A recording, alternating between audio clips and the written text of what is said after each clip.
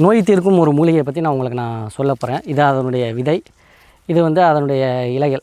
நல்லா பார்த்துங்க. இது வெப்பாலை செடி அப்படின்னு சொல்லுவோம். வெப்பாலை மரம் இந்த இருக்குது பின்னாடி பார்த்திங்கன்னா உங்களுக்கு தெரியும்.